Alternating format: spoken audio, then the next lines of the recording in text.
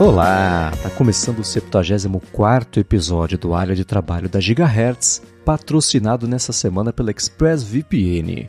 Quem tá falando aqui é o Marcos Mendes e assim como toda semana, a Bia Kunz e Garota Sem Fio também tá por aqui. Tudo bom, Bia? Tudo bem, Marcos. Olá, pessoal. Depois desse fim de semana cheio de emoções e reviravoltas, dignos de novela mexicana. É bom lembrar que estamos gravando na terça esse episódio, que vocês estão no futuro aí na quarta-feira já baixando para ouvir. Então a gente vai atualizar vocês com a novela até hoje, terça-feira, certo? Sim, eu ia te perguntar se o seu fim de semana tinha sido mais agitado do que o do Sam Altman, mas acho que impossível, né? Impossível. Não teve jeito. E é onde você falou, estamos gravando na terça, a gente vai publicar na quarta-feira. E essa é uma daquelas raras histórias em que de uma hora para outra muda tudo, a informação que estava atualizada já é outra coisa, nem era mais aquilo, etc. Então eu vou fazer a retrospectiva. Tarefa aqui, né? Vai ser em vão, porque vai mudar tudo. Mas para quem mora embaixo de uma pedra e não acompanhou o que aconteceu nessa última semana, na sexta-feira o Sam Altman, que é o CEO da OpenAI, a OpenAI anunciou que o conselho tinha demitido e não deu muito motivo. Ele não se comunicou muito bem com a gente, então tá na rua. E aí, por conta disso, o Greg Brockman, que era do conselho também, não foi consultado sobre isso. O conselho tirou ele do conselho, ele pediu demissão. Aliás, foi tudo pelo Google Meet, né? Que coisa. Foi. Foi demitido pelo Google Meet, gente. Pensa. Tá vendo só? Igual muita gente da pandemia, que é um absurdo. Aí o que aconteceu? No sábado e no domingo, eles, por meio do Satya Nadella, CEO da Microsoft, que tem, né, investiu 13 bilhões de dólares, é dona de 49% da OpenAI. Ele estava bravo, que ele nem foi consultado sobre isso também. Costurou ali negociações, etc, para o Sam Altman voltar junto com o Greg Brockman. E o Altman falou, tá bom, eu só volto se o painel for demitido. O painel não quis ser demitido. Aí acabou que o Sam Altman e o Greg Brockman foram anunciados como indo para a Microsoft. Isso ontem na segunda-feira de manhã. Por conta disso, dos 770 funcionários da empresa, mais de 700 assinaram um abaixo-assinado falando, se isso acontecer, a gente vai junto com eles para a Microsoft, o painel vai ficar sem ninguém. Queremos que o painel vá embora, que a gente traga pessoas que não façam esse tipo de coisa para o painel. E aí, no fim do dia, o Satya Nadella da Microsoft falou, escuta, na verdade é assim, não é certeza mesmo que o Sam e o Greg Brockman vêm aqui para a Microsoft. Está negociando e veio a notícia no The Verge que ainda está rolando negociação para os dois voltarem lá para a OpenAI. Então está tudo em aberto ainda, mas é uma confusão daquelas que há anos a gente não via acontecer nesses bastidores aí de tecnologia, né? A gente está falando de uma empresa que vale 100 bilhões. Eu não gosto muito desses negócios de valuation e tal, sempre acho tudo muito intangível, né? Mas de qualquer forma, é uma empresa valiosíssima que está, eu acho que praticamente no mundo digital, no mundo tecnológico, domina todas as conversas, todos os assuntos. A gente está acompanhando aí a evolução, né, do GPT, já está se falando no 5 aí. Inclusive tem teorias da conspiração aí que o motivo de toda essa briga seria o GPT-5. Tem gente que já está falando que a Skynet realmente vai surgir. E a empresa surgiu lá em 2015 ou 2016 para ser uma entidade sem fins lucrativos, pelo bem da humanidade, que é outra coisa que eu sou bastante cética também, né? Esses comentários assim, vamos salvar o mundo. Fazer o mundo um lugar melhor. Eu sempre fico meio assim, tá bom, vamos lá então, né? Mas, claro, teve muita confusão aí no meio dessa história, provavelmente divergências nos rumos da própria empresa, já que ela é tão valiosa, também tem uma pressão para que ela continue inovando, né? Trazendo um impacto tão grande que se reflita não só nos resultados, né, mas também na própria saúde da empresa. Então, quem saiu bem nessa história aí foi o Nadella, deu uma jogada aí de mestre, né, e segundo fofocas aí, a Microsoft está esperando o valor da OpenAI cair para comprar tudo logo de uma vez. Teve, nessa última noite, né, de segunda para terça, apareceu a notícia de que ao longo desse fim de semana a OpenAI tentou se vender para a Anthropic, que é uma das principais concorrentes dela. O negócio acabou não sendo feito, que a Anthropic falou assim, sai daqui, nem fala que vocês falaram com a gente não quer essa confusão. E tem muito rumor sobre o que pode ter causado isso, mas não foi uma coisa só, né? Esse tipo de movimentação não acontece porque o cara fez uma coisa ou duas erradas, né? Então, o que as fontes lá da OpenAI com jornalistas têm conversado é o seguinte, é uma história que vem de muito tempo, desde o lançamento do ChatGPT, na verdade, no ano passado, por conta dessa mudança de foco, né? A OpenAI era aberta, aquela coisa de pesquisa, etc., mas eles tinham recebido, acho que era $1 bilhão em investimento inicial, que para esse mercado não dá para nada, né? Então, a empresa virou para fins lucrativos para conseguir fazer parcerias maiores, tanto o lance da Microsoft, etc. Lançou produtos voltados para o consumidor final, para nós, pulando, de acordo com parte do painel, etapas de segurança, aquilo tudo que vem sendo discutido ao longo desse último ano inteiro, né? E aí, por conta, a gente falou na semana passada dos GPTs, né? E essa parece ter sido a gota d'água para o painel decidir fazer isso, porque além do lance dos GPTs, que já parte do painel, inclusive o principal membro lá do painel, né, que é o Ilya Sutskever, que da parte de pesquisa também, etc., ele é um cara que era mais, não, gente, vamos segurar, vamos garantir que é seguro. Ele foi quem deu esse estopim para acontecer tudo isso, e agora ele postou no começo da semana que se arrepende de ter feito isso, etc. Tudo errado, né? E aí ele se arrependeu. Mas o grande lance é que desde o último ano inteiro tá rolando essa tensão de colocar coisas para o público versus esperar, garantir a segurança e pesquisa, etc. Culminou nisso aí, junto também do que você falou, né, do GPT-5. O Sam Altman na última semana já começou a falar aqui e ali, deu entrevistas, deu um teaser do GPT-5, falou que é incrível. E mais um item nisso de falar coisas para o público que era melhor segurar. Então, deu no que deu. Mas nada disso confirmado, é só jornalistas que não dormiram nas últimas 96 horas e vêm tentando apurar o que aconteceu. Eu achei engraçado o Kevin Roose do New York Times postou no Threads ontem. Quer saber o quanto eu tô cansado, gente? Eu acabei de tentar colocar minha carteira pra carregar. Eu achei excelente. Mais ou menos eu também. Eu tô assim, eu guardo às vezes o pão dentro da geladeira quando eu tô cansado. E põe o telefone na torradeira. Mas esse é um assunto, e eu imagino que, bom, você está bem mais envolvida do que quase todos nós aqui nessa junção entre tecnologia e pesquisa e saúde e toda a parte do mercado não, né? Do segmento, do mundo mais de estudos, né? Então eu acho que você talvez tenha um insight melhor para dar sobre isso, do quanto é comum as coisas serem publicadas sem a pesquisa necessária, ou se é uma discussão que é recorrente em vários mercados quando o assunto é tecnologia e saúde, porque não é só de IA, né, essa discussão, mas você já deve ter visto isso acontecer em outras versões de outras coisas ao longo dos últimos anos aí. Então, como é que você imagina que seja essa conversa? Mas quando as coisas ganham mídia, o famoso vai pra galera, parece que tudo muda, né? Isso aconteceu com o ChatGPT, não tem nem um ano, gente, que o ChatGPT, entre aspas, foi pra galera, digamos assim. Desde então... 30 de novembro ele foi lançado. 30 de novembro, então vai fazer um ano agora. É pouquíssimo tempo se considerar o que essa empresa se tornou. Então, é pressão, gente, é pressão de todos os lados. Então, muito mais que uma discussão tecnológica de futuro. Claro que tem as divergências ali criativas, as divergências de missão da empresa também, que a gente está acompanhando aí. Mas é tudo muito mais pressão pela saúde financeira da empresa também. Aquilo que a Apple viveu um tempo atrás e também acabou sendo motivo para muitas críticas, né?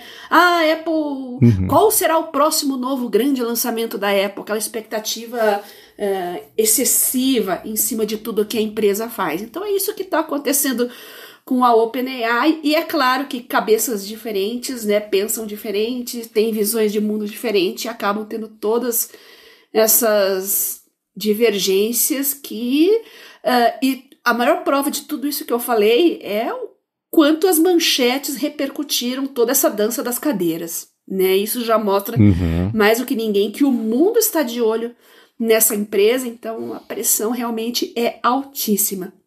E eu quero ver a posição do Nadella com relação a isso. Até brinquei no Twitter, falei que eu tô quase perdoando ele por ter matado o Windows Phone. Quase. Quase perdoando.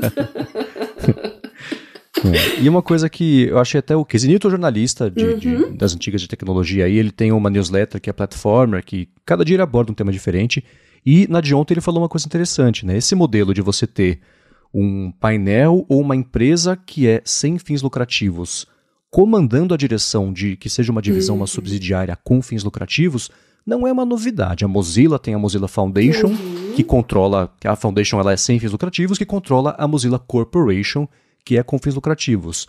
Telegram, o Signal, na verdade, mesma coisa, confundindo os mensageiros. Né?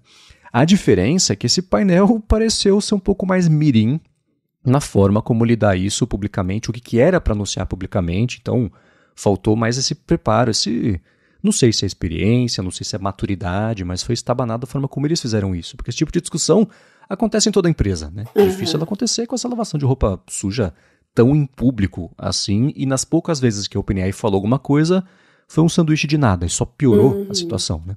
Toda vez que eles falavam, o problema não foi o que o Sam Altman fez, o problema foi... Não foi o que ele falou, não foi o que ele pensou. Tá, então qual foi o problema, né? Então cada vez que o painel fala sobre isso, eles tentam livrar mais e mais ali o Altman de qualquer responsabilidade sobre o problema, eles estão assumindo que eles próprios pisaram na bola aí. Mas essa eu acho que, pelo menos, se alguma coisa de útil vai vir disso aí, vai ser reacender a importância da discussão, de garantir que as ferramentas são seguras. E é segura que eu digo assim, né? Por exemplo...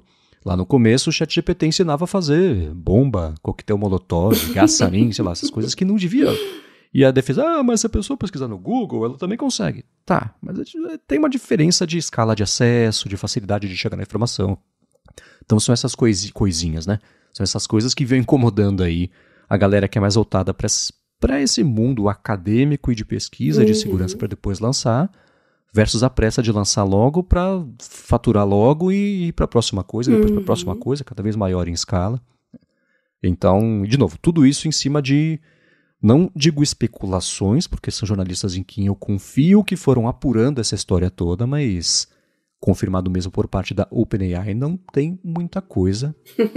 Mas essa é uma das histórias mais malucas que eu já vi em muito tempo. O pessoal brincou, no começo, tipo a história do Steve Jobs, demitido da Apple, todo depois mundo comparou, voltou. Né? Só que uma coisa aconteceu em 12 anos, outra coisa aconteceu em 48, quer dizer, segue acontecendo, né? Mas a quase volta a acontecer em 48 horas, é muito louco tudo que está acontecendo.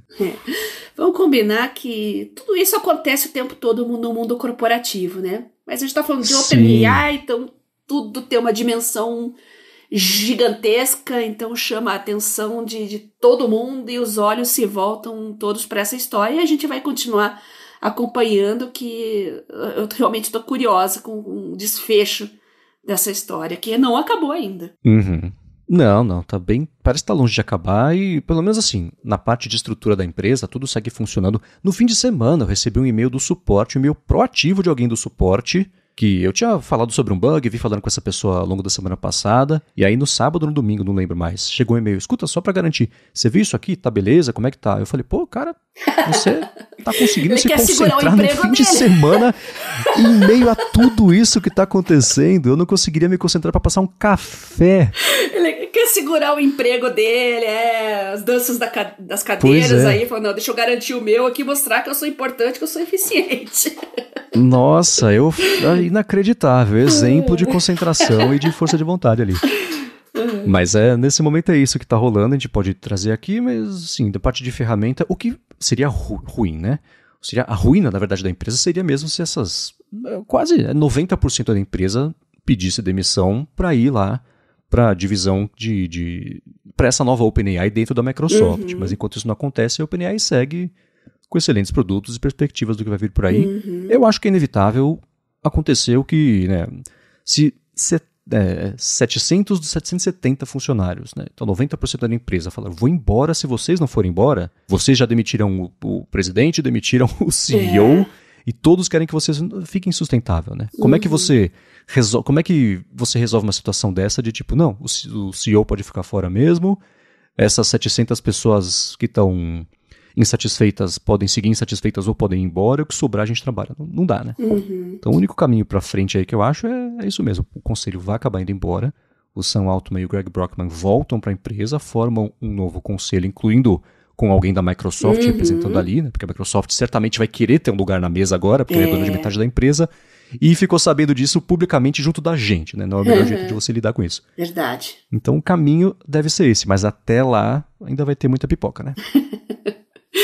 Muito bem, vamos começar aqui com os follow-ups em relação às últimas semanas. E sobre como são os setups aí do pessoal que escuta aqui o Área de Trabalho, o Márcio Costa falou que usa um iPad Pro M1 como dispositivo principal dele faz uns 2 anos, e o setup em casa é com o iPad plugado no monitor externo USB-C 4K e usa com o trackpad e o teclado da Apple. Então ele usa basicamente o iPad como se fosse mesmo ali o computador com periféricos e monitor, etc., que é super bacana, né?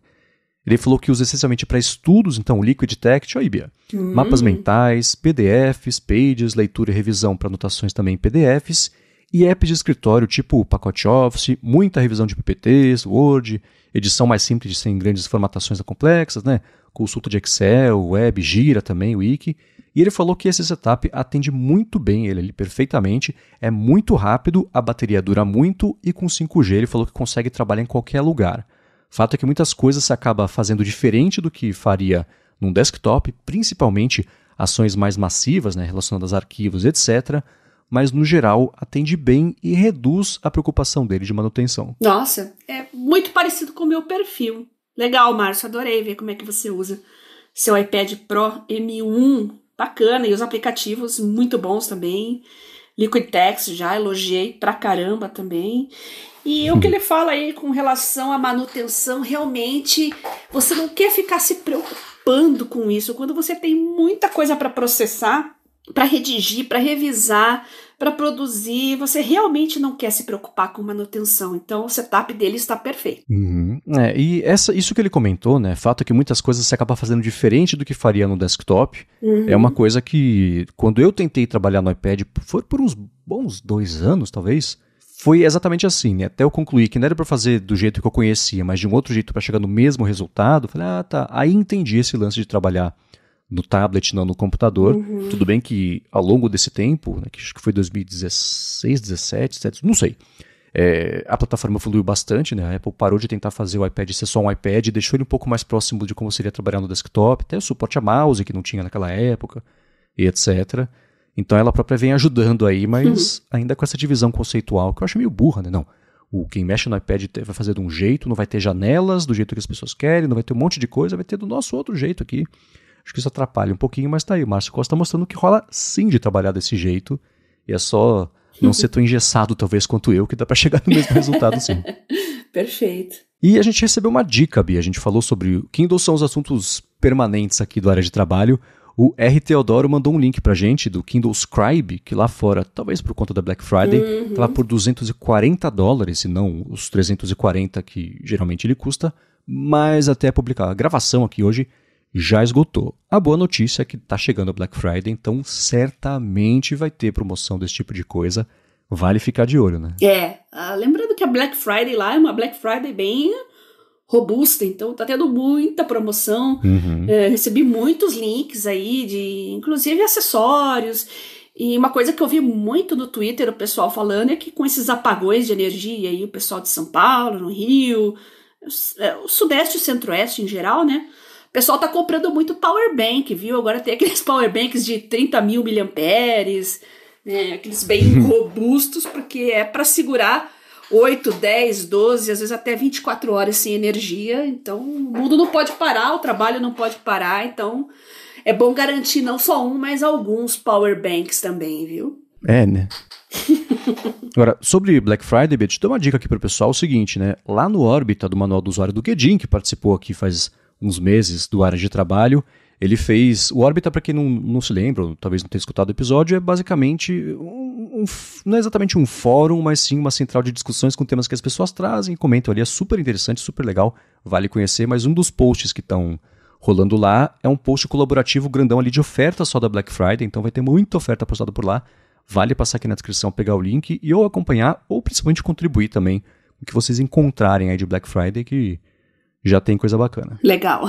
Tem muita gente procurando tablet com caneta também. Eu toda hora vem alguém me perguntar, né? Se souber de alguma promoção, bom, a hora é agora, né? Tá rolando Inclusive o S6 Lite, né, que a gente já falou que tá há alguns anos, você acha por 1.200, 1.300, que é um preço muito bom para estudante, né, que tá sempre quebrado e não precisa também de tanto poder de processamento, não precisa ter a última geração do dispositivo, né, precisa fazer as coisas e ele faz. Então vale a pena garimpar que vocês vão achar coisas legais. Uhum. Agora você tinha perguntado, Bia, sobre deixar tudo na nuvem, como é que o pessoal faz. O Fabiano Castelo falou que tem tudo no Dropbox, no OneDrive e no Google Drive, só que uma vez por semana, hein, ele faz um backup de todas as nuvens no HD externo. Ele falou, sigo a máxima, confie em Allah, mas amarre seu camelo. Tem que amarrar mesmo, eu também amarro o meu aqui, eu tô toda semana fazendo backup em HD também, como os maias faziam. Eu acho, não sei, me dá um faniquito pensar em backup só local, né? Não, tudo bem que aí não é só local, tá na nuvem e aí tem o local também, caso precise, etc. Mas hoje em dia eu tendo muito mais a confiar num serviço que armazene e deixe lá no servidor cujo SLA, o motivo de existir da empresa é esse, né? Você compra esse serviço do que eu deixar no HD aqui e daqui a 2 anos eu falar, putz, cadê o negócio? Deixa eu pegar lá, eu vou espetar o HD, ele não funciona mais, né? Então me dá um medo de guardar as coisas só em HD físico ali na gaveta, mas é uma alternativa a mais para fazer o backup. Claro. A gente tem que pensar também, às vezes tem coisas que escapam da responsabilidade da empresa, né? Às vezes a gente tem um apagão aqui, tem um problema que nos impeça de acessar a internet, um temporal, e você fica sem internet, mas você precisa continuar trabalhando, fazendo suas coisas, pelo menos você tem cópias offline das suas coisas, né? Então, não é só uma questão de confiar na empresa X, Y, Z, mas é na infra que a gente tem aqui, né? Sim, Shit exato. happens. Exato. Agora, Bia, você comentou no último episódio sobre fazer um upgrade além do seu Mac, né, mas também do seu PC Windows, por conta de softwares aí que rodam só no Windows. Isso foi dentro do assunto de quero um Mac novo, né, que o pessoal ajudou a gente aqui. E o Adriano e o Marcelo Santino levantaram uma hipótese aqui, né? Será que uma solução mais barata, talvez, caso esse software rode bem nessa arquitetura, não seria comprar um Mac e rodar um Parallels para ter esses softwares do Windows tudo numa máquina só? O Adriano, por exemplo, falou, tem um MacBook Air M1 e rodo vários softwares tanto no Mac quanto no Windows tranquilamente, só com 8 GB de RAM. Então, ele perguntou se você já cogitou essa possibilidade. E o Marcelo falou uma coisa parecida, né? Que sabe até que você falou que não quer gambiarras, né? Mas o Parallels não seria exatamente uma gambiarra. Antigamente até tinha aquele lance de boot do Windows no Mac e tal, mas não é nada parecido com isso. Ele falou que é realmente uma virtualização muito integrada com o Mac e funciona super bem. Tem até um trial de 30 dias, né? É tão simples quanto instalar e escolher. Quero um Windows, quero um Ubuntu, e ele baixa já ISO, instala e te dá o sistema prontinho. Ele falou que vale a tentativa. É algo que você está disposta a fazer ou igreja e Estado? Deixa uma coisa numa coisa, outra coisa noutra coisa e vamos aí.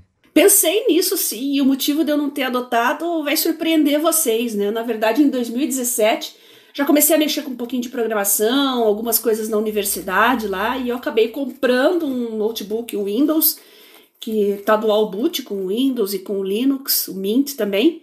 E o motivo de eu não ter usado um Mac para isso é que eu odeio sair com o Mac por aí, gente. Ele chama muita atenção. É um motivo mais prosaico, assim, mas tenho pavor de chamar atenção nesse sentido, assim. Eu ando muito sozinha, caminho, ando muito a pé e tal. Vocês entenderam, né? Então, querendo ou não, o Mac, aquilo lá chama muita atenção, né? Mais que iPhone, né? iPhone tá em todo lugar, mas um MacBook, gente, você abre, todos os olhares se voltam para você. Então, melhor não. Muito bem. Agora, teve um outro feedback aqui sobre acumular milhas de cartão de crédito, que eu falei na semana passada sobre quem faz disso um verdadeiro hobby, e cada um, né? Não foi uma crítica, mas foi uma observação.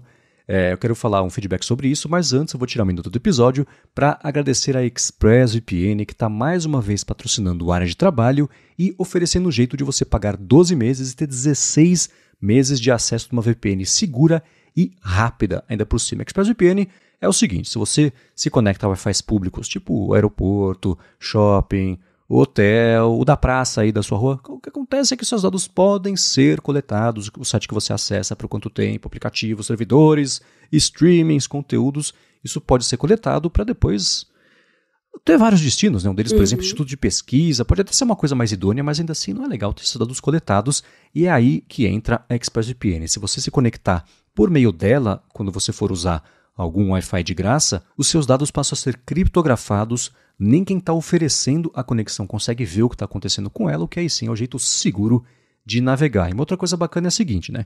Se você se conectar, por exemplo, para um servidor dos Estados Unidos, quando você for usar a ExpressVPN, você vai acessar os seus streamings e o catálogo que você vai ver vai ser o dos Estados Unidos, não do Brasil, com muito mais coisa, ou pelo menos coisas diferentes do que tem aqui. Eu uso todo dia, basicamente, para fazer justamente isso e não perco em velocidade. Não tem buffering, não fica pior, não cai a qualidade do vídeo. Eles investem muito aí nessa estabilidade e velocidade da conexão.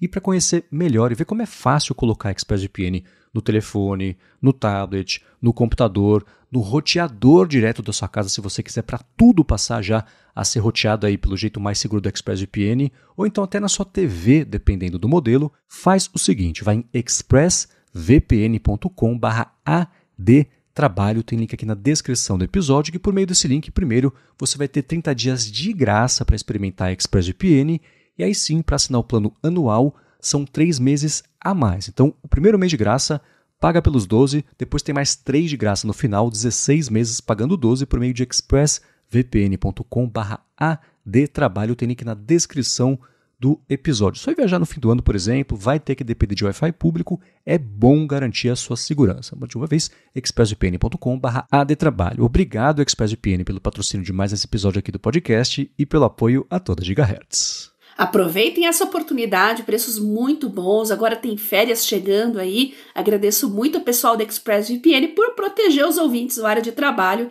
nesse verão, nesse período de férias que está chegando aí. Obrigado e vamos lá, Bia, sobre acumular milhas, a prática de acumular milhas no cartão de crédito, o Rogério Buzelli falou que até 2017 ele fez algumas viagens para os Estados Unidos e Europa, isso com a esposa dele, usando milhas. Ele falou que eles centralizavam todas as despesas no cartão, exceto aquelas que geram custo adicional, tipo o pagamento de contas, mas pós-pandemia a impressão que ele teve é que as milhas acumuladas já não compram mais as mesmas passagens e por isso ele escolheu o cartão Nubank Ultravioleta e falou, patrocínio área de trabalho, então patrocínio @gigahertz.fm, mas quem acumula ali 1% de cashback numa aplicação que rende 200% de CDI, no caso desse Nubank Ultravioleta, ele falou que acha que vale bem mais a pena. Excelente. Agora com as fintechs aí estão bem mais conectadas hoje, tem mais competição, acho que está aparecendo muita coisa nova, legal, que vale a pena conferir. Legal pela sua dica aí, Rogério, valeu.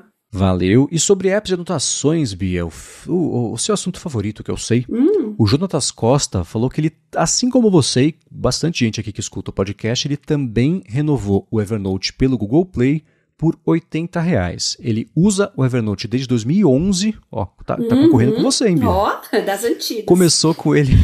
Então, começou com ele no Mac, era apaixonado pela ferramenta de apresentação de notas, fazia anotações das reuniões, apresentava tudo por meio desse modo aí que desapareceu. Ele já tentou migrar para outro app de notas, mas não rolou. Tentou o Notion, mas percebi que ele passava muito tempo buscando o melhor jeito de organizar o layout, etc., que nunca ficou pronto. Também. E mais tempo fazendo isso do que anotando. Já tentou o Obsidian, mas também não agradou. Tentou ultimamente o OneNote e o Samsung Notes. Ele falou que da Microsoft agrada mais pelas anotações com o S Pen. Me sinto mais confortável com toda a área, né, para colocar o que desejo ali. Porém, a sincronização, organização também sem as tags e a busca não agradaram. Já o Samsung Notes não tem Web Clipper, não tem uma ferramenta web, não consigo usar para navegar pelo PC. Ele falou que não consegue substituir a pesquisa do Evernote e organização por tags, né? Aquela máxima de guardar tudo, qualquer papel basta registrar ali e pesquisar depois, não consegui isso em nenhum outro. Contudo, no Evernote não consigo fazer anotações com a S Pen, esse recurso está abandonado no app do Elefante aí e tenho utilizado bastante em anotações e estudos de artigos. Enfim, estou nesse limbo, ele falou, esperando pelo renascimento do Evernote e tentando achar algo que me atenda. O não suportar caneta é o grande problema do Evernote mesmo, né? Com relação ao Samsung Notes, a falta de um clipper é uma chatice também que me incomoda muito às vezes. E nem no Windows, eu tenho o Samsung Notes, eu instalei no Windows para testar, explorar, é o mesmo problema, né?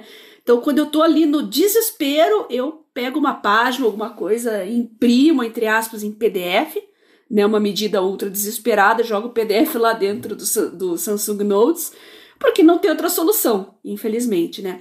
O OneNote é mais simpático nesse sentido, ele é muito mais flexível em onde obter as informações, como você vai alimentar ele, mas o grande problema do OneNote é que ele é muito pesado e ele tá um pouco engessado, né? Ele tá com aquele formato de anos 2000, né? Acho que o maior pecado dele é ele querer se parecer demais com o pacote Office, né? Então ele fica com aquela cara. Por um lado é simples, né? Quem tá o dia inteiro no Office ali fica se sentindo em casa, mas acaba prejudicando um pouco as possibilidades, né, de exploração de recursos, entre outras coisas. Mas agora vai ter o Loop para competir, né? E eu tô ansiosa para testar.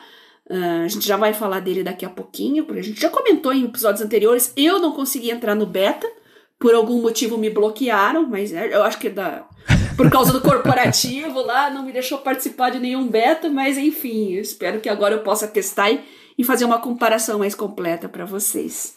Boa, a gente vai falar dele, mas eu quero saber antes, Bia, sobre uma coisa que finalmente chegou aí para você foi o lance das buscas com IA no Evernote. Então, tenho certeza que muita gente também ficou curiosa.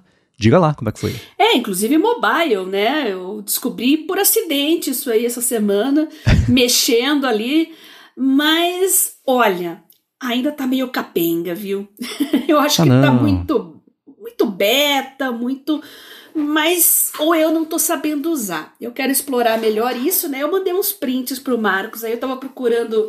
Eu tenho um caderno lá que só tem exames médicos meus, né? Então eu perguntei lá, em vez de fazer uma busca tradicional, fiz uma busca contextual, né? Perguntei quantos hemogramas eu já fiz. Eu imaginei que ele entendesse que tá lá o nome do usuário, né? E no examezinho lá que tem o meu nome também. Então, mas não, ele pegou o exame da família inteira, de todo mundo, jogou como se fosse um resultado. Parece que ele pegou simplesmente a palavra hemograma e fez a busca. Porque eu tinha uma apostila também que falava sobre isso e ele retornou essa apostila junto com os hemogramas lá e a busca. Aí eu comecei a fazer mais testes, explorar outras coisas, mas ainda não peguei o pulo do gato. Eu acho que ele tá mais pensando em organização pessoal, né? Procurar bilhetes, tarefas, qual é o meu próximo compromisso. Para quem tá usando esses recursos de tarefas e datas, que você pode dar um markdown quando você completa. Essa é a impressão que eu tô tendo. Então, buscas mais inteligentes, mais contextuais, ainda não estou vendo isso. Mas é uma descoberta recente, eu vou explorar mais aqui. Vamos ver se em Windows, se no web já tá um pouco mais sofisticado, porque eu testei em mobile, como eu comentei, né?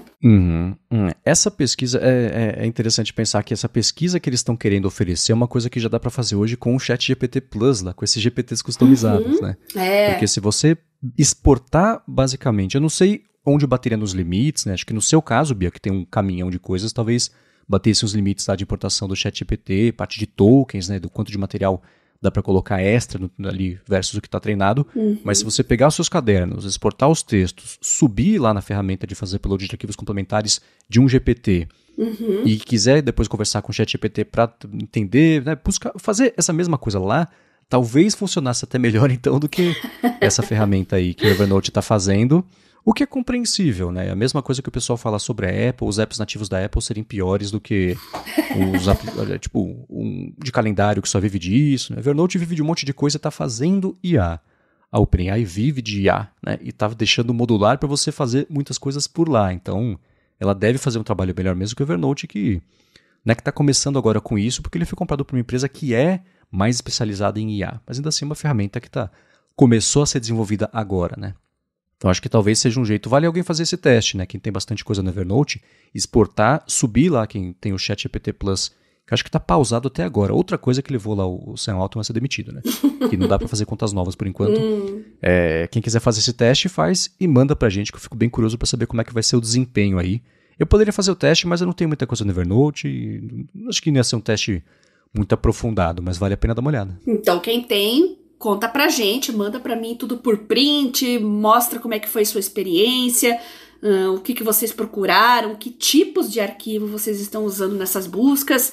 Manda pra mim lá no Telegram, @BiaCunze, ou então no Twitter, @GarotaSemFio. Vou aguardar o feedback de vocês. Boa. Ou em gigahertz.fm/feedback, a gente traz isso aqui nos próximos episódios. Agora, uma coisa que você falou do Microsoft Loop, Bia, ele, para quem não se lembra, é o seguinte, a gente comentou sobre ele quando a Microsoft anunciou a ferramenta, ele é o Notion da Microsoft, né? Ele vai se integrar com, para quem assina já, tem os 365 todos lá que a Microsoft oferece, que é a maior confusão, né? E ele tem até o jeito de interface, de organizar as notas, é muito parecido mesmo com o Notion. Ele tem um suporte pesado a trabalhos colaborativos, então vai ser voltado para a galera de empresa, galera de faculdade, esse tipo de coisa. E uma vantagem enorme dele é a seguinte, ele tem basicamente widgets que você pode trazer de documentos do Word para dentro dele ou pegar as coisas dele e colocar dentro do Word. E aí é uma janela só para aquele conteúdo para você editar, ficar já sincronizado para todo mundo. Eu achei super interessante isso aí. Eu dei uma fuçada rápida, porque eles abriram o Microsoft Loop num beta público, tá bem instável ainda, o tempo inteiro. Eu tentei com Wi-Fi, no 4G, no 5G, né? no dado do operadora de telefone, tentei em vários navegadores, em todos ele fala, putz, não consegui salvar, puxa, o servidor tá ruim, não, sua conexão tá estranha. Então, não dá para depender dele ainda. Mas tudo o que eu mexi, eu vou deixar na descrição aqui links para quem quiser ver as demonstrações, né, matérias a respeito dele. Ele parece ser um concorrente de peso aí para essas funcionalidades que vão além da anotação. É muito foco em colaboração, né, e especialmente pessoal de empresas e pessoal mais de faculdade, enfim, mais acadêmico também. Eu acho muito legal ele se integrar com todo o leque de serviços da Microsoft. Acho que isso é esperado de um serviço como esse, considerando o DNA da empresa, que é desenvolver produtos assim. Mas eu espero um pouco mais de flexibilidade, como o próprio Notion, o Evernote já tinham, em integrar com terceiros. Vamos ver se a Microsoft está disponível a fazer isso, ou se vai implicar, vai fazer cara feia. Mas eu acho importante que ele tenha essa flexibilidade justamente se ele se propõe a ser um Notion, por exemplo, né? Um Evernote, que é a centralização do seu conhecimento, né? Um Commonplace Book, como a gente já falou, né? Só que em formato digital. Excelente, é. E eu espero também suporte a caneta. Espero. E você falou do Commonplace Book, é claro que um foco enorme que eles vão colocar na ferramenta é o Copilot, que a gente vai falar sobre essa uniformização do nome, que vai ser tudo Copilot basicamente agora, as IAs da Microsoft, mas tem uma coisa bacana, né? Se você coloca, por exemplo, vou fazer um projeto novo aqui da feira de eventos que a gente está organizando, que vai acontecer não sei onde. Aí você convida já as pessoas que estão envolvidas no projeto e com base nisso, nessas poucas informações que você colocou, a hora que você está criando um caderno, um documento, ele fala, beleza, já fica sobre isso. Quer buscar aqui no OneDrive? Já tem esse documento aqui que são sobre isso. Eu posso já incluir no bololô todo? Então ele já traz ali uma base de material, tudo que já foi criado, de um jeito automático, sem você ter que pesquisar, para aí sim você disponibilizar para todo mundo. Então esse jeito eu achei interessante. Ele também tem não é exatamente um menu contextual, é um menu de ações, né? Você aperta ali a barra e com isso ele traz para você colocar no caderno que seja inserir uma tabela, um checklist, bullet point, lista numerada, mexer também nos estilos de texto, né? O heading, 1, 2, 3, 4, etc. assim. Ele já puxa direto ali de templates para você fazer uma enquete, colocar um registro de progresso ali de como é que está concluída a tarefa, parte de pergunta e resposta, isso dentro do documento só para o pessoal ir combinando o jogo, tirando dúvidas, né? Quem vai fazer isso? Já estou pesquisando, deixa comigo e tal. Aí tem a parte de tags, né?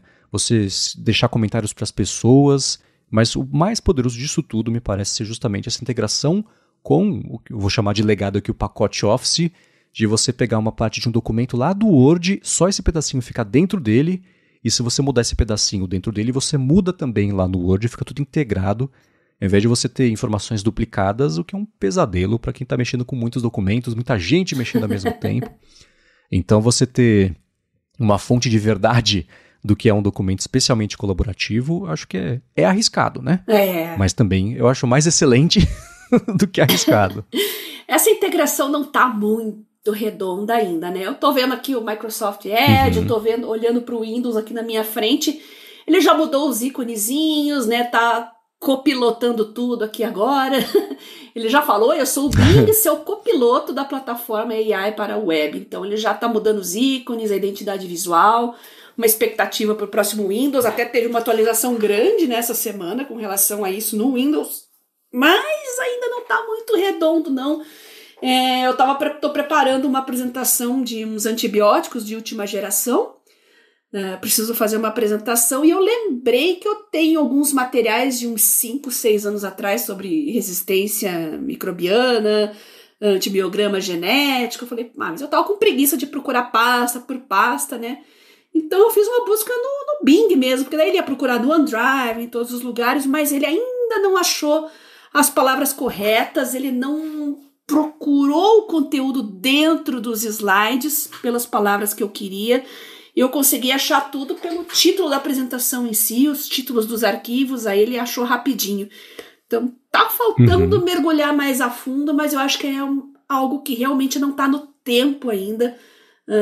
É alguma coisa para os próximos anos, talvez para ano que vem, a gente já começar a ver esses resultados mais inteligentes. Sim, deve ser infernal trabalhar em projetos assim nesse momento, porque estão todas as equipes fazendo alguma coisa e que tem que se integrar com as outras, que tá todo mundo trocando o pneu com o carro andando e tem que ficar bom, né, para lançar para o público rápido, logo, bacana, seguro, né, volta aqui a conversa da OpenAI.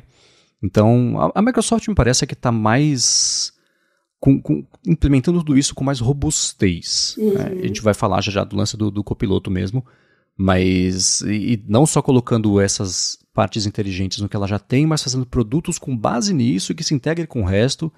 Mas, olha, o pessoal de gerência de projeto aí deve estar de parabéns, porque só de estar no ar essas coisas e relativamente rápido, mesmo com esses bugs, né? E falei, o loop pra mim tá todo bugado ainda, mas dá pra ver pra onde eles querem apontar e é interessante. O que a gente falou no comecinho desse podcast, né? É pressão, gente. Essas empresas de AI é pressão pra todos os lados e inclusive pressão dos usuários para que as coisas engrenem rápido, porque a gente faz tudo na base da manivela. Eu tô acostumada até a renomear os meus arquivos, né? Eu tenho aquele jeitinho que eu faço desde os anos 90, anos 2000. Pra quê? Pra ficar na sequência por data, sequência de aulas, eu coloco a data começando pelo ano, depois o mês, depois o dia. Por quê? Porque eu quero que... não é o ideal pra mim, mas é o ideal pra máquina. Então, isso são aquelas pequenas coisas que a gente quer se livrar. A gente quer coisas mais contextuais, né? Então, a minha maior expectativa com relação ao Windows todo integrado, todo copilotado, vamos dizer assim, é você se livrar dessas tarefinhas chatas e a manivela, como eu bem falei antes, né? Sim, E o lance dos copilotos, né, entrando nesse assunto já, bom, de novo, vai ter aqui na descrição o link não só para o Microsoft Loop, mas também para um vídeo que mostra como ele funciona, para um tour guiado também, né, para diferentes partes colaborativa, parte empresarial, você mexer nas coleções, nos cadernos, para o pessoal ver como é que é. E quem mexer e quiser compartilhar com a gente as primeiras impressões, né, é assim, putz, era isso que eu queria, ou não, testei e vou seguir no Evernote aqui. Mandem pra gente, que é sempre bom ter essas diferentes perspectivas aí, especialmente plataformas tão maleáveis quanto isso, que literalmente cada um usa como quiser, faz o que quiser, e ninguém usa do jeito igual ao outro, que é uma coisa incrível, mas mandem pra gente. Agora, o lance de copiloto é o seguinte, a gente falou sobre a coisa mais improvável do mundo, bom, até a última semana, né, que aconteceu nos últimos anos da tecnologia, foi que o Bing ressurgiu, né? Ele voltou a ser usado, quer dizer, começou a ser usado por muita gente, o nome Bing voltou a ficar importante porque a Microsoft lançou o Bing Chat, que obrigou o Google a se mexer e lançar basicamente o que seria o próprio ChatGPT, com base em um buscador mesmo, e ao longo dos últimos meses a coisa foi ficando meio devagar, né? Parou de evoluir, de crescer, a Microsoft como a gente comentou, todo mundo veio desenvolvendo ao mesmo tempo diferentes equipes, diferentes soluções para IA, a Microsoft arrumou tudo e o lance dela agora é Copilot. Então o Bing Chat agora se chama Copilot, e essa parte de copiloto eu até comentei no Threads esses dias, eu acho um nome muito melhor, porque o Copilot ele é um assistente proativo que manja muito do assunto que você manja, né? A semântica dele é basicamente essa. Bing Chat não quer dizer nada, né? Então eu acho um nome muito forte e que ninguém tinha se apropriado ainda. E ela lançou basicamente o que a gente falou na semana passada dos GPTs customizados. A Microsoft tinha já os Power Virtual Agents e agora se chama Microsoft Copilot Studio, o que de novo você bate o olho e você sabe o que quer dizer. Microsoft Power Virtual Agents não quer dizer nada, né? Então tudo bem que Agents é uma coisa de IA, mas ainda assim esse nome ficou melhor. E com ele você cria basicamente seu próprio copiloto, assim como você cria os GPTs lá que apareceram para a OpenAI.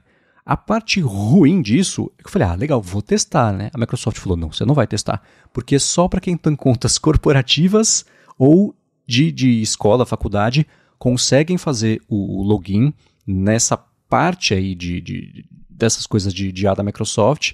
Então eu não sei, Bia, se você tem uma conta que tem acesso a isso, se você quiser a gente faz um teste ao vivo aqui, senão a gente deixa para falar sobre isso na semana que vem, mas fato é que dá já para criar esses agentes inteligentes customizados para o Microsoft 365 para colocar nas plataformas ou para você usar ali, não só o Bing, para fazer o que seria o Bing Chat, mas muito parecido com isso que a gente falou do Microsoft Loop, né? Criar uma coisa no seu contexto, treinado em cima de conteúdos seus, mas que com base nisso você consiga tirar mais proveito. E eles até no onboarding falam o seguinte, você, ao seguir em frente aqui, se eu tivesse conseguido fazer o login, eu reconheço que o e-mail, os arquivos, etc., tem direitos para administrar os dados e a conta. Quer dizer, ao usar essa ferramenta, você diz que você pode usar os materiais que você vai subir aqui para fazer essa IA trabalhar, né? Que é uma coisa que lá no GPT, por exemplo, eles não falam, então volta aí a questão da segurança, né? Eu dei uma olhada bem por cima, é uma coisa que eu quero explorar mais agora nas férias, estou em final de semestre, tá uma correria daquelas, mas eu tenho muita expectativa realmente com relação a isso, porque dessa apresentação que eu comentei agora, que eu quero fazer, uma coisa é fazer pesquisa na web, né? A base de todo o trabalho, tudo que você vai redigir é sempre uma busca geral na web, mas quando eu fui realmente trabalhar no conteúdo em si, eu queria usar como referência as coisas que eu já tinha. E o sistema fracassou, né? Ele tinha que ser mais inteligente, procurar melhor as coisas, né? Um material que eu queria que ele resgatasse para mim era uma cartilha sobre antibiograma e ele não achou essa cartilha para mim. Por quê? Porque eu salvei o arquivo do jeito burro. Era uma cartilha da OMS, eu salvei como OMS PDF. Então ele passou batido, né? Só que eu pensei assim, mas eu quero salvar as coisas do jeito burro, eu não quero mais ficar colocando títulos imensos em nome de arquivo e colocando em pasta. Isso é uma coisa que a gente quer eliminar da nossa vida, né?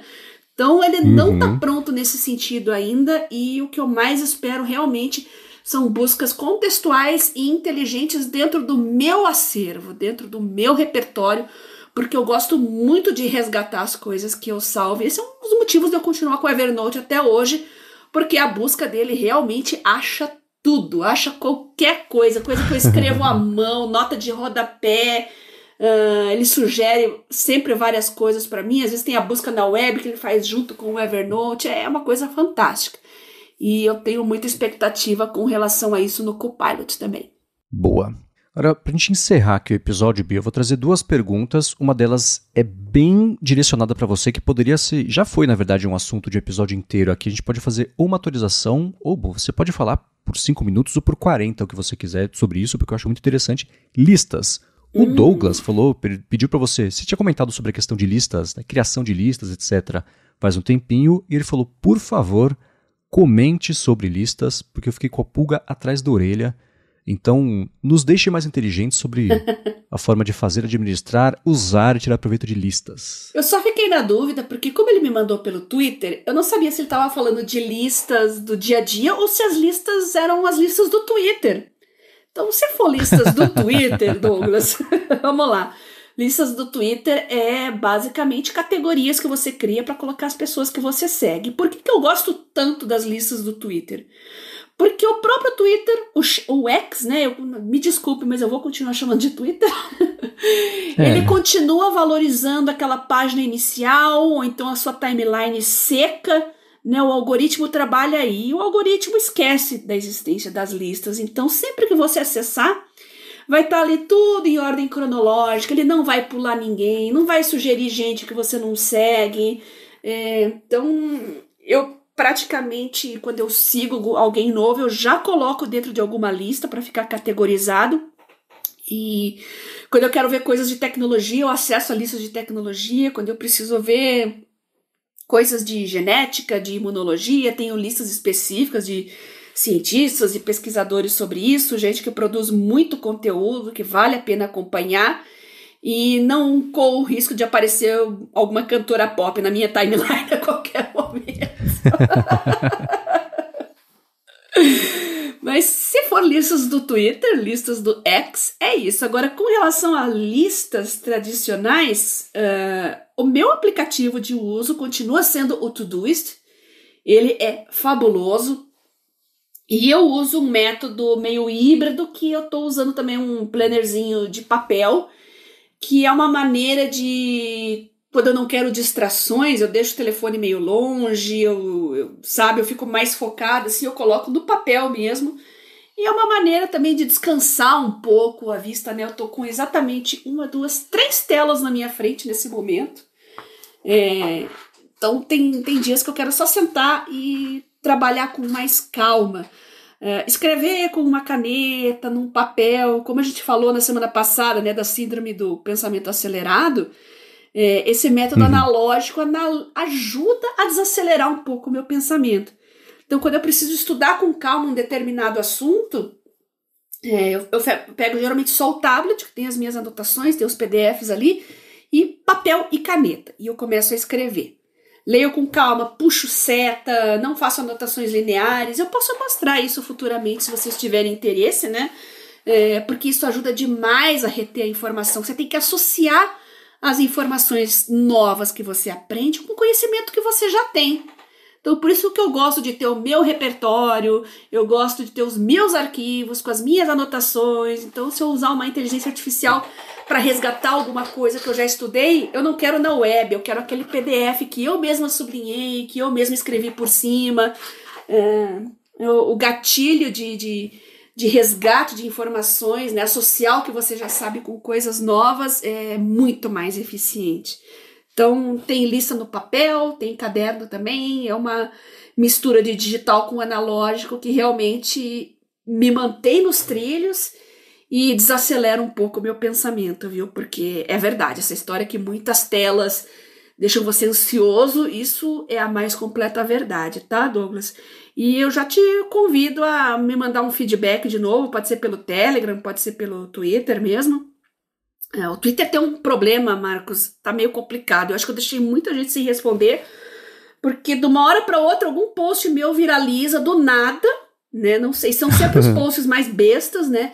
Aí vem aquela enxurrada de comentário, aí as pessoas nos comentários começam uma a discutir com a outra e eu perco, sabe? Então, às vezes tem uma mensagem que era só pra mim mesmo, só com alguma dúvida, eu perco o controle em cima das coisas. Então, se vocês passaram por isso, eu deixei vocês no vácuo, isso tem acontecido muito aí nas últimas semanas, manda uma mensagem pra mim no Telegram, só escrever lá, @PiaCunze, que já chega uma mensagem diretamente pra mim, e essa não tem erro, essa eu vou ler mesmo. Então, Douglas, depois me fala se eu respondi a sua dúvida ou se você quer que eu fale de alguma outra lista, tá bom? Ou se surgiram mais dúvidas, a gente fala sobre isso nos próximos episódios também. A gente pode deixar o guia completo de listas do Twitter ou não. É verdade. Peçam também requisições aí, solicitem aplicativos para testar. Agora que eu tô na reta final aí, eu vou ter o mês de dezembro para analisar com muito mais calma tudo isso que a gente tá falando aqui nesses episódios e trazer reviews mais aprofundados para vocês. Boa. Agora, para finalizar o episódio, eu trouxe essa dúvida aqui porque ela me informou da existência de uma função que eu não sabia que existia e a gente vai pedir ajuda do pessoal para fazer ela seguir funcionando no iOS 17. É o seguinte, o Ricardo perguntou, vocês sabem como fazer para limpar a memória do iPhone no iOS 17, ele disse que até o iOS 16 era só você ir no Assistive Touch e fazer os comandos de volume para cima, volume para baixo, apertar e segurar o botão de desligar e o botão Home do Assistive Touch e pronto, ele limpava a memória. Mas no iOS 17 isso não está mais funcionando. Primeiro, você sabia que dava para fazer isso, Bia? Esse tipo de limpeza desse jeito, com o código Konami assim? Não sabia não. Pelo menos não no iOS. Então. Eu sei que Android tem essa flexibilidade, né? E eu sei fazer isso no Android. iOS realmente eu tô há muito tempo sem explorar a fundo, né? Eu tô bem por fora desses recursos de sistema mesmo. Mas vou passar a dúvida pra frente aí. Quem souber como é que faz isso, fiquei curiosa. Então, para quem tá até o iOS 16, eu não sabia que existia isso. Você liga o Assistive Touch, faz isso, né? Volume para cima, volume para baixo, botão de desligar e o botão Home do Assistive Touch e pronto, você limpa a memória. Eu procurei sobre isso, porque eu nunca tinha escutado falar, né? E o pessoal que tá no iOS 17 falou o seguinte: se você desabilitar, aí, cuidado, né? A senha, então, mesmo o Face ID ou a senha numérica ali, que no fim das contas é a mesma coisa, aí sim você consegue fazer isso, mas com a senha, por algum motivo você não consegue fazer isso. Pra mim, tá mais com cara de bug, que eles esqueceram de desabilitar desse outro jeito, do que de funcionalidade, né? Porque é um código Konami dentro do código Konami, mas ainda assim, nesse momento, parece que fazer isso resolve. Agora, eu não sei... Sei lá, eu sei que as pessoas têm... É que nem o lance de milhas, né? Se é uma coisa com a qual você se preocupa, dá o faniquito de você abrir o aplicativo, ele tá lá com os dados da última sessão, essas coisas assim, você quer limpar, beleza, né? Mas geralmente o iOS faz isso de não deixar você bater no limite da memória e vai sabendo o que ele vai limpar, o que é mais importante, o que você usa menos, para liberar ali para você. Essa foi a minha surpresa realmente com o comentário, porque eu achava que o iOS tinha um sistema de regulação inteligente disso e que talvez limpar a memória fosse mais uma questão de navegador, uma coisa específica de navegador, não do iOS inteiro. Então a gente já recruta os nossos ouvintes aí a participar aí nos próximos episódios a respeito disso, que nós queremos saber, tá bom? Boa, e a gente quer saber o seguinte também, pessoal. Temas que a gente não tem explorado aqui ainda, que vocês querem que a gente dê nosso pitaco, ou temas que vocês queiram que a gente atualize vocês em relação especialmente ao começo do podcast, para a gente poder seguir ajudando vocês a terem a vida mais produtiva na parte do trabalho, na parte pessoal, no encontro essas duas coisas, no jeito de separar essas duas coisas. Então contem pra gente quais outros temas ou aplicativos, plataformas que vocês querem que a gente esmiúce aqui, que a gente volta, é claro, a fazer isso. Mas enquanto isso não acontece, você pode encontrar os links que a gente comentou hoje aqui ao longo do episódio em gigahertz.fm/adtrabalho/74, tem nas notas aqui do episódio também. Mandem seus feedbacks em gigahertz.fm/feedback.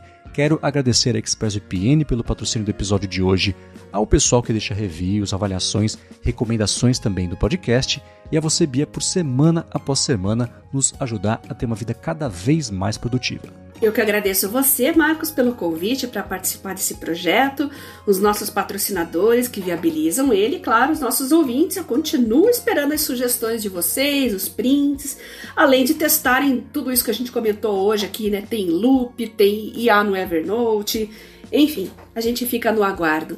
E eu espero vocês aí no próximo episódio. Vocês já sabem, retornem para mim no @garotasemfio no Twitter, @biacunze no Telegram, que a gente volta nos próximos episódios comentando as mensagens de vocês, tá bom? É isso aí, para falar comigo eu sou MVC Mendes lá no Mastodon, Instagram e Threads, apresento a Fonte toda segunda-feira aqui com Felipe Espósito e toda sexta-feira tem o Área de Transferência com Gustavo Faria, Guilherme Rambo e com Bruno Casemiro, apresento para a Lura toda sexta-feira também o Hipsters Fora de Controle, que é só sobre inteligência artificial, com entrevistas, notícias, etc, que sai lá no feed do hipsters.tech, isso toda sexta-feira, e escrevo todo sábado para o Mac Magazine. Obrigado mais uma vez pela audiência de vocês e a gente volta na quarta que vem. Beijoca sem fio a todos e até semana que vem.